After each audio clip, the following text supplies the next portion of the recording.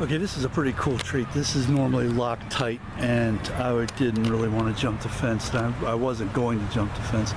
I talked to the people at the historical village, and they gave me the key. So, thank you to them. This is the oldest, let me rephrase that, one of the oldest organized burial grounds on the Gulf Coast of Florida. I'm assuming the West Coast, of course, there would be older in Apalachicola and that sort of thing. But anyway, I thought this was just, I'd been here before one time. I really didn't get to see much of it. And I hopped the fence, as I recall. But that was a while ago. Anyway, one of the treats that I didn't expect is this archway was erected in 1958 through the efforts of the UDC, the local UDC chapter. So I think that's pretty astonishing, pretty cool. This is the burial ground of, let's see, you have 3 secession convention members here, a president, a temporary president of the convention, pioneers, of course Confederate soldiers, and there's a couple of Union soldiers in here. Of note, there is a general who came down. He was an aide to Grant in the war, during the war, and he came down to make his fortune here, and his name was Riggin. Although I earlier scoped this place out, I didn't see his stone. Maybe I'll see it when I'm doing the recording. It's just astonishing. This is 1850. They've been interring people here since 1850, and it's almost 200 years ago. The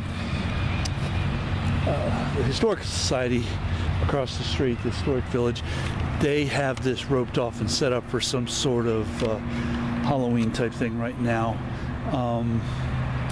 But again, the lady let me have the key and sent me on my way.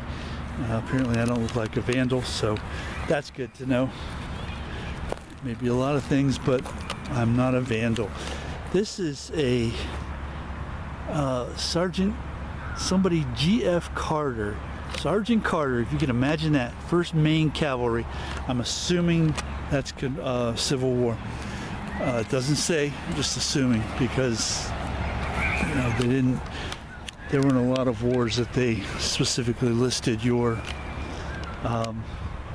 state necessarily. Although he could have been Spanish American, he could have also been World War I. But that was not as typical in those times as it was during the Civil War. You were from your state, and whatever side you fought on was secondary.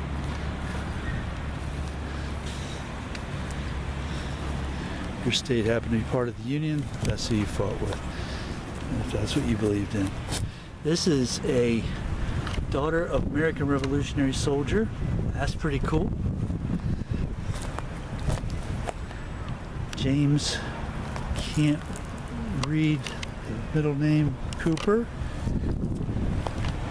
John Cooper Pelot. Both of these last two are members of the Florida Secession Convention. This was a president of the Florida Secession Convention, and James G. Cooper is a member of that convention. And there's another guy I found on the other side who is also a member of that convention, and that is pretty cool because there weren't a lot of those guys. And I may have ran across one before, but I don't recall. There's also Seminole War veterans in here, but I'm not sure we would see which one. This is GSC. Oh, that's the person's initials. They probably put this one in to market, and then when they had more money, they purchased that one. She was young.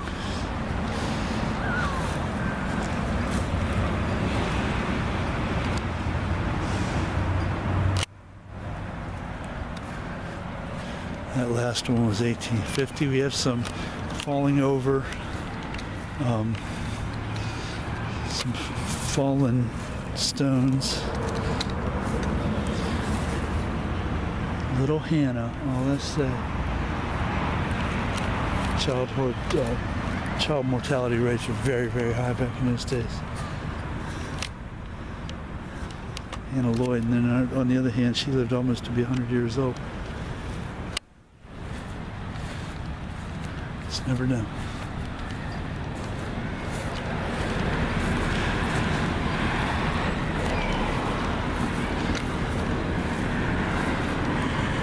These are all very old.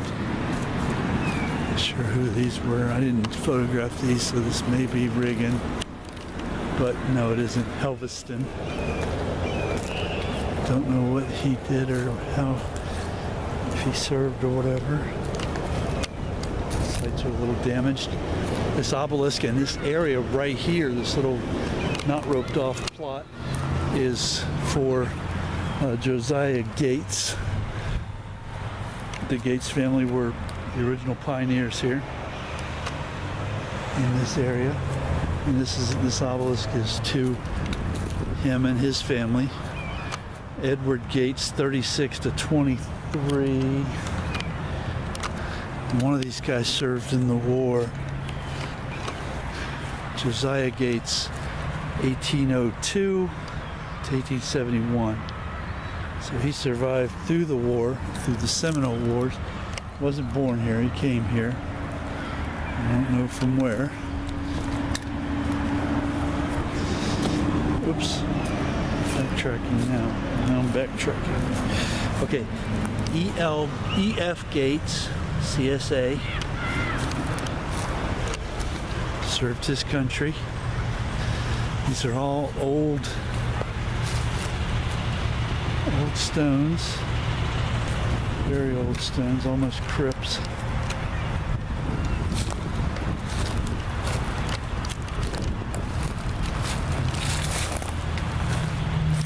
I like the ornate ones, but I also like these that are pretty simple too.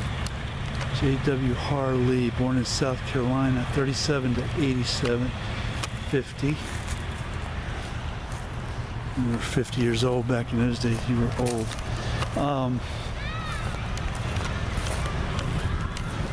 It'll leave you a lot of time to make your mark. You'll make a lot of mistakes while making that mark. We have some trees falling down here. These are the Johnsons, 1887.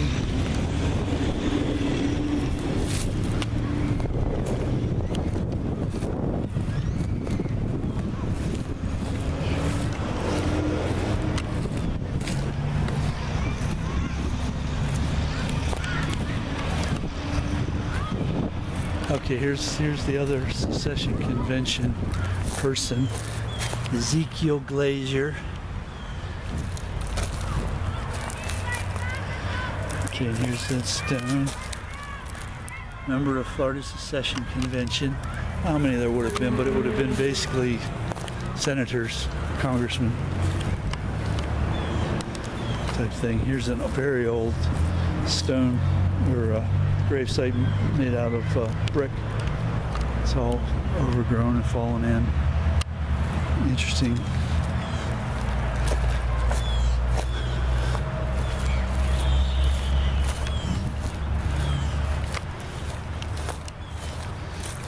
And these out here by themselves. I just wonder why there's so much space in some of these Florida cemeteries. It's big pieces of land instead of using the keeping them close together, they separate them. Oh, here, I don't know how I missed this before, but I was right by this. This is John Reagan, Brigadier General, USA, 35 to 86, aide-de-camp to Grant. Pretty neat, pretty impressive.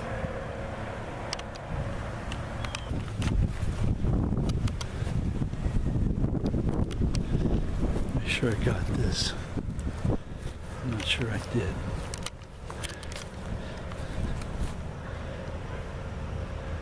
Have to research more on who he was. But just being an aide to Grant speaks for his connections, if not his capability. Something cavalry, can't quite read it.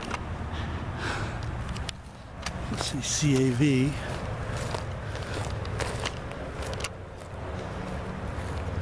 And so that's pretty much it for this site.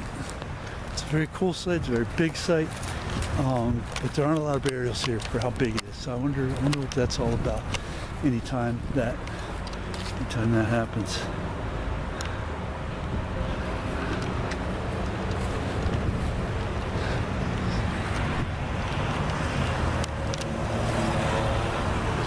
Okay. So we're gonna head back out. Over to the go back over to the return their key for them. Cool. Okay, I'm officially locking this bad boy back up. And thank you to the historical people for letting me be here.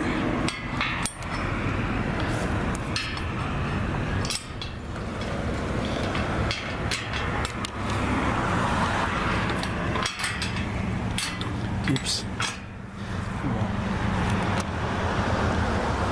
Okay, we're going to shut her down. It's a very cool site. We got to see it more extensively this time. I think that's interesting. You know, the original pioneers were the donors of this place. Braden is named. He's who the town was named for. Robert Gamble is named. Gamble Mansion. So there's some big deal here.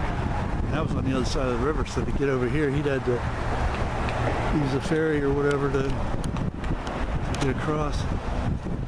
Anytime there were meetings or anything.